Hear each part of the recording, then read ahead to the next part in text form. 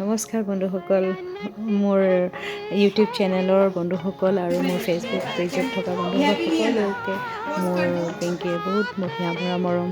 জন্মাষ্টমীৰ দিনাখননো কি কৰিম, বিদেশত আছোঁ যিহেতু। ল'ৰাটোৱে মোৰ হৈছে কৃষ্ণ, মোৰ গোপাল। তাৰ কাৰণে তাৰ দেউতাকৰ কাৰণে অফক'ৰ্ছ মই সেইদিনাখন লুচি, পনীৰ, ফুলকবি, আলু, পায়স আৰু খিচিৰিও বনাইছিলোঁ। এইবোৰ বনাই মেলি মই আমাৰ কৃষ্ণ গোপাল, সৰু লাড্ডু গোপাল মোৰ ল'ৰাটোক মই ধুনীয়াকৈ পৰিৱেশন কৰিলোঁ। খায়ো খুব ভাল পালে দুইটাই, বাপেক আৰু পুতেক দুইটাই।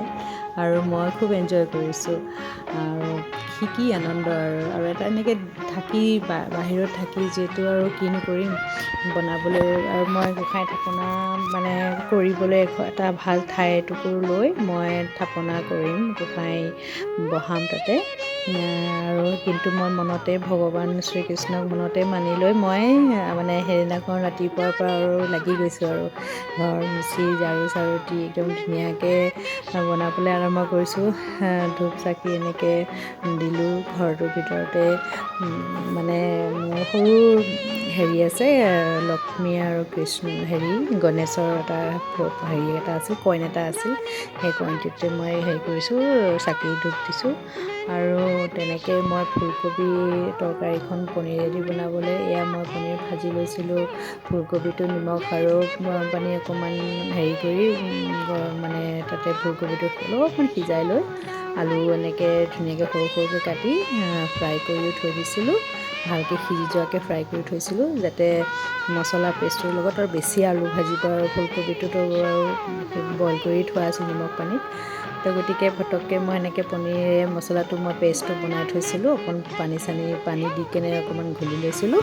তেনেকৈ মই সেই আলু ফুলকবি আৰু পনীৰৰ সেইটো বনালোঁ। পায়সো বনালোঁ। তাতে মই দিছোঁ, নাৰিকলৰ গুড়া দিছোঁ পায়সটোত, আৰু মচুৰ মগু দালি অকণমানো বনালোঁ, জিৰা দিছোঁ। সেইদিনাখন মই পিঁয়াজ নহৰু একো দিয়া নাছিলোঁ। জন্মাষ্টমীৰ দিনাখন মই অকল আদা, জিৰা, ধনিয়া এনেকৈয়ে দিছোঁ আৰু বিলাহী দিছোঁ, বাছ সেইটোৱে আৰু মোৰ প্ৰধান মছলা আছিলে। গৰম গৰম লুচিৰ সৈতে সেই আলু ফুলকবি আৰু পনীৰৰ তৰকাৰী দি খুব ভাল লাগিছিলে খাই, আৰু পায়সো একদম মিঠা কম দিছিলোঁ। তেনেকৈয়ে মই জন্মাষ্টমী এই ডুবাইত থাকি, বিদেশত থাকি এনেকৈ পাৰ কৰিলোঁ। আৰু আশা কৰিছোঁ আপোনালোকে মোৰ এই সকলোবোৰ ভিডিঅ'টো চাই ভাল পাইছে। আৰু মই তেনেকৈ ভিডিঅ' বনাই আপোনালোকৰ মাজলৈ দিবলৈ চেষ্টা কৰি আহিছোঁ। আৰু বহুত বস্তু বনাবলৈ মন যায়, কিন্তু সেইটোৱে ইমানটো খোৱা মানুহ নাই তেনেকৈ। যিখিনি খাব পাৰে সেইখিনিয়ে বনাইছোঁ। খুব আনন্দৰে আমি জন্মাষ্টমী পাৰ কৰিলোঁ। আৰু আপোনালোকেও ভালে কুশলে থাকিব, আৰু আশা কৰিছোঁ আপোনালোকেও এনেকৈয়ে হয়তো চেলিব্ৰেশ্যন কৰিছে, আৰু বহুত ভালকৈয়ে কৰে। আমাৰ অসমততো আৰু ক'বই নালাগে। নামঘৰত ভাদ মাহত মোৰ যিহেতু জন্মদিন আহি আছে, মোৰো ভাদ মাহতেই জন্ম, মোৰ দাদাও ভাদ মাহত, আৰু মোৰ সৰু ভাইটিটোও ভাদ মাহতে জন্ম। আমি এনেকৈ ভদিয়া হওঁ।